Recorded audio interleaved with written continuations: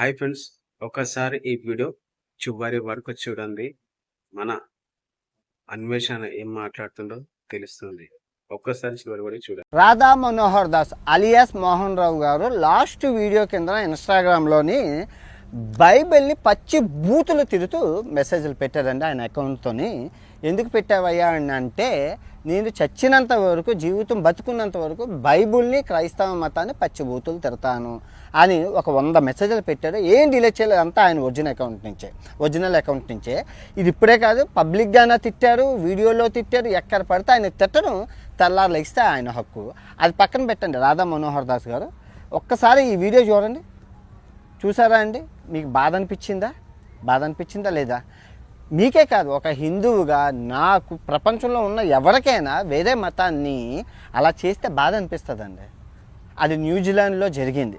Okay, ఇప్పుడు నేనేమంటానంటే, మీరు 80% జనాభా, హిందూ జనాభా ఉన్న భారతదేశంలో 2.3% ఉన్న ఈ క్రైస్తవుని ఎందుకు వేధిస్తాలి? ఎందుకు మనం వేధించాలి? వాళ్ళని ఎందుకు ప్రేమించకూడదు చెప్పండి. వాళ్ళకి ఉన్న రాజ్యాంగం హక్కులండి, వాళ్ళకి ఇచ్చిన రాజ్యాంగం హక్కులు. వాళ్ళు కూడా పాపం, వాళ్ళు ఎవరో కాదు, మనం గుళ్ళోకి మనం వాళ్ళని రానివ్వకపోవడం వల్ల వాళ్ళ మతం మారారు. మీరే రాణిస్తే గుళ్ళల్లోకి వాళ్ళు మనుషులనిగా చూస్తే వాళ్ళు ఎందుకు మతం మారుతారండి చెప్పండి. ఓకే, ఆర్టికల్ 26 మత స్వాతంత్ర హక్కుల్లో ఉంది. ఆప్షన్ 20, ఆర్టికల్ 25 అంతరాత్మను అనుసరించి స్వతంత్రంగా మరియు తనకు ఇష్టమైన మతమును స్వేచ్ఛగా అవలంబించుటకు మరియు ఆచరించుటకు మరియు దాన్ని మత ప్రచారం చేయుటకు ప్రజలందరికీ సమాన హక్కులు ఉన్నాయి. మత ప్రచారం కూడా చేసుకోవచ్చు అని ఉంది. నిజమే కదా? ఇప్పుడు మనం గణేష్ చతుర్థి చేసుకుంటున్నామా లేదా? దుర్గాదేవి పండుగలు చేసుకుంటున్నామా? అన్ని నోములు, వ్రతాలు, భజనలు, కృష్ణ భజన, రామ భజన, ఆంజనేయ భజన, అన్ని దేవుళ్ళ భజనలు చేసుకున్నాం. ఆ భజనలో పాటు ఈ భజనలు, కొత్తిమీర కట్టలు, చిన్న చిన్న పిల్లలు, ఈ చూడండి, వీళ్ళకి 2 లక్షల కోట్లు. వీళ్ళందరికీ లిస్టు తెలుసా? ఈ స్వామీజీలందరికీ ఒక్కొక్క లిస్టు పెడతానని చూడండి. ఒక్కొక్కరికి, ఆసారాం బాపుకి, వీళ్ళకి ఎన్నెన్ని కోట్లు ఉన్నాయో వీళ్ళందరూ. దానికి తోడి మార్కెట్లో కొత్త పిల్లలు వచ్చారు, చిన్న పిల్లలు వచ్చారు. వీళ్ళకి ఇంత చేస్తున్నామా? ఎవరైనా అబ్జెక్షన్ చెప్తారా? అన్ని వేల కోట్లు తీసుకుని అబ్జెక్షన్ చెప్పారా ఎవరైనా? ఈ చిన్నపిల్లల మార్కెట్లో ఇన్ని వ్యాపారం చేస్తున్నా ఎవరైనా అబ్జెక్షన్ చెప్పారా? కానీ మీరు తెల్లారు లెగిస్తే క్రైస్తవ మతాన్ని తిడతారు. అది ఎంత పాపం. ఆర్టికల్ 28లో 26, ఆర్టికల్ 26లో ఇంకోటి ఏంటంటే, మత ధార్మిక ప్రయోజనాల కోసం సంస్థను స్థాపించవచ్చు మరియు నిర్వర్తించవచ్చు అని ఉంది. ఓకే, ఇక్కడ మనం ఏదైనా గుడి పెట్టుకోవాలి, ట్రస్ట్ పెట్టుకుంటామా? సో వాళ్ళు కూడా పెట్టుకోవచ్చు, అందరికీ సమాన్యం.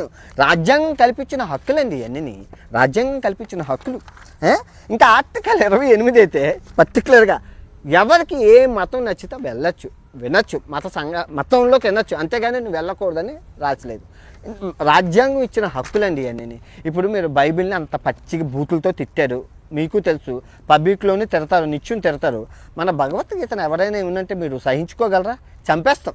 అసలు భగవద్గీతను ఒక్క మాట అయినా భారతదేశంలో తగలబెట్టేస్తాం మనం అన్ని. మరి అలాంటిది మీరు తెల్లాలెక్కితే బైబిల్ని ఎలా తిట్టాలనిపిస్తుందండి?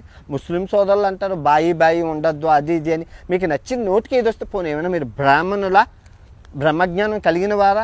వేదం వచ్చా? మహాభారతం ఏమీ రాదు. జనగణమన కూడా మీకు రాదు. వందే మాత్రం కూడా పాడలేదు. మొన్న ఏదో చూసి జా అన్నారు. ఆ పళ్ళన్నీ బయటకు వచ్చేస్తున్నాయి. దేవుడు మీకు పళ్ళు ఎందుకు రాళ్ళగొట్టారో తెలుసా? నోరు అదుపులో పెట్టుకోను ఆయన అని నీకు పళ్ళు రాళ్ళగొట్టారు. అన్ని పళ్ళు తీసేసి పెట్టుడు పళ్ళు ఇచ్చారు. పెట్టుడు పళ్ళు ఇన్నా కూడా నువ్వు తెల్లాలేస్తే వేరే మతాన్ని తిడుతున్నావు. అది ఎందుకంటే అది ఒక వ్యాపారం. మీకు తిరిగితేనే పబ్బం గొడుగుతుంది. ఎందుకంటే 80% జనాభా ఉన్నామండి మనం. పాపం అండి. 2.5 క్రైస్తవులు ఎంత మంచోళ్ళో తెలుసా? సాధు స్వభావం కలిగిన వాళ్ళు, శాంతి వాళ్ళ దగ్గర లేకపోయినా పక్కవాడు కన్నీరు కారుస్తే ఇచ్చేస్తారు, దానం చేసేస్తారు. అంత సాధు స్వభావం. మా చిన్నప్పుడు ఇక లేదు. చిన్నప్పుడు వాళ్ళ బ్రెడ్ అవి గిఫ్ట్లు అన్నీ క్రిస్మస్కి ఇస్తారని మేము సండే స్కూల్కి వెళ్ళేవారు. అసలు మా ఇంట్లో వద్దన్నా కూడా వెళ్ళి ఆ గిఫ్ట్లు అవి తెచ్చుకునేవారే. నువ్వు వేరే మతం వాడేవారు అని ఎవరైనా మమ్మల్ని చిన్న చూపు చూసారా? ఫోన్లో వచ్చారు చిన్నపిల్లలు దేవునితో సమానం అని. ఆ క్రిస్మస్కి గిఫ్ట్లు ఇచ్చారు, జిలేబీలు ఇచ్చారు, కేకులు ఇచ్చారు, బాగా గిఫ్ట్లు ఎన్ని ఇచ్చారు. ప్రతి క్రిస్మస్కి వెళ్ళేవాళ్ళు. పేదవాళ్ళం అయినా మేము వెళ్ళి తీసుకున్నారా? ఏ చర్చ అయినా నువ్వు వెళ్ళిపోను వేరే మతం కూడా అని అన్నారా? తప్పండి, అది చాలా చాలా తప్పు. ఎవ్వరూ మత ప్రచారం కూడా చేసుకోవచ్చని రాజ్యాంగం ఇచ్చింది హక్కులు వాళ్ళకి. అర్థమైందా? సువార్త వాళ్ళు చెప్పుకోకూడదా? అంటే మీ ఉద్దేశం ఏంటి? మీరు ఇన్ని పండగలు సెలబ్రేషన్ చేసుకోవచ్చు, ఇన్ని చేసుకోవచ్చు. క్రైస్తవులు మటుకు సంవత్సరానికి ఒకసారి డిసెంబర్ 25 క్రిస్మస్ ఒక్కరోజు చడి చెప్పుడు కాకుండా ఇంట్లోని ఏదో దొంగోళ్ళు బూచోళ్ళలాగా చిన్న స్టార్ ఎట్టుకొని అల్లెలుగా అనుకోవాలి అంతే. వాళ్ళు బయటకు వచ్చి బైబిల్లో ఏముందని చెప్పుకోకూడదు. తప్ప అది ఎవరు చెప్పారండి? రాజ్యాంగం ఇచ్చిన హక్కులే. వాళ్ళంటే చదువుకోలేదు కాబట్టి వాళ్ళని మీరు అలా టీట్నీలు ఆడిస్తున్నారు.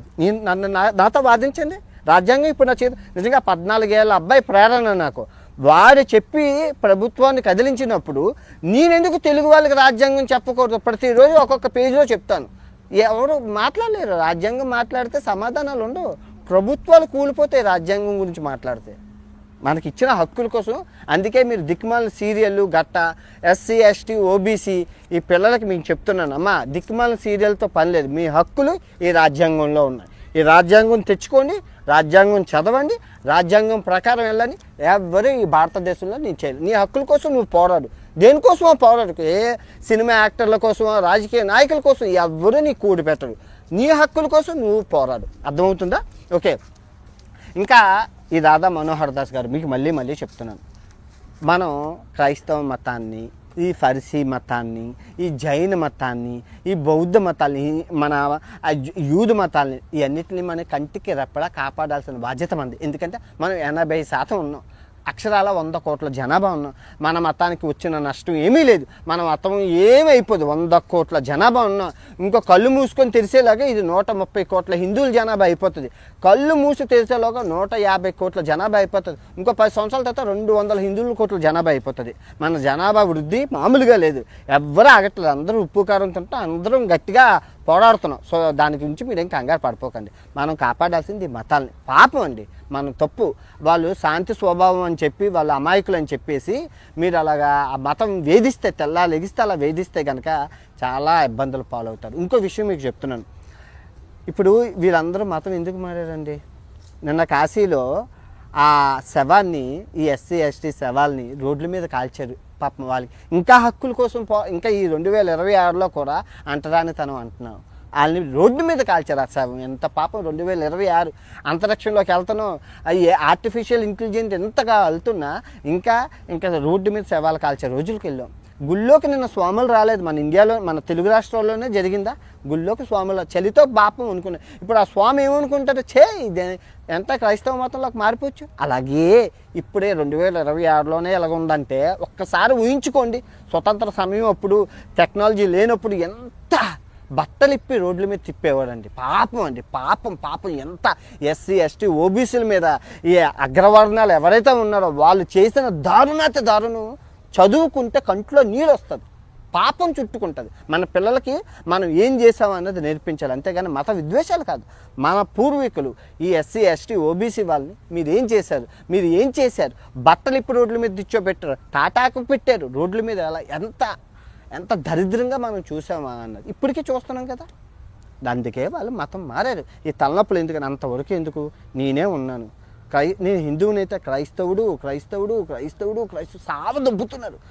నాకు ఒక్కొక్కసారి మెంటలు అనిపిస్తుంది ఇలాగ అంటున్నందుకు. డైరెక్ట్ క్రైస్తవత్వం బాప్తిజం తీసేసుకుంటే సేరా వదిలిపోతుంది. ఇంకా అప్పుడు ఏమంటారు మళ్ళీ? వీరికి కావాల్సింది ఆ మత విద్వేషం రెచ్చగొట్టడం.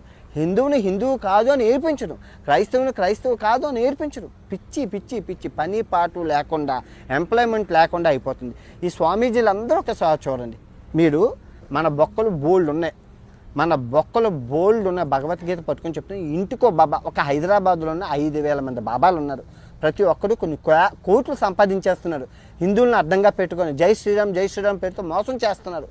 దయచేసి వాళ్ళని ఆపండి.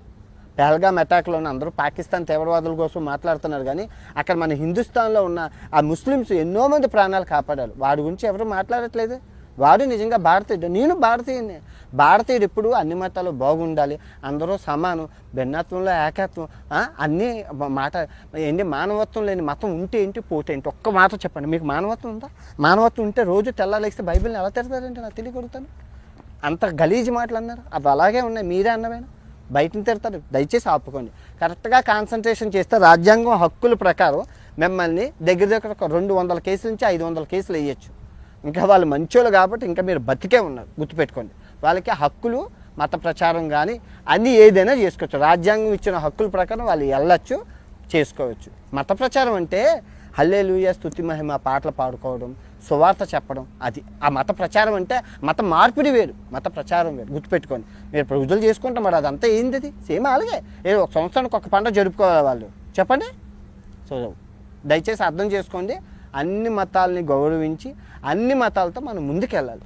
అన్ని మతాలతో మనం భారతదేశం ముందుకెళ్తేనే అభివృద్ధి దిశగా పురోగతి సాధిస్తుంది. లేదంటే మన దేశం ఎక్కడికో వెళ్ళిపోతుంది. ఇంకా ఏ టూల్స్తోని మన దేశం అంటే ఎంత దరిద్రపు సిచ్యువేషన్కి వెళ్ళిపోతుంది అనేది మీ ఊహకు వదిలేస్తున్నాను.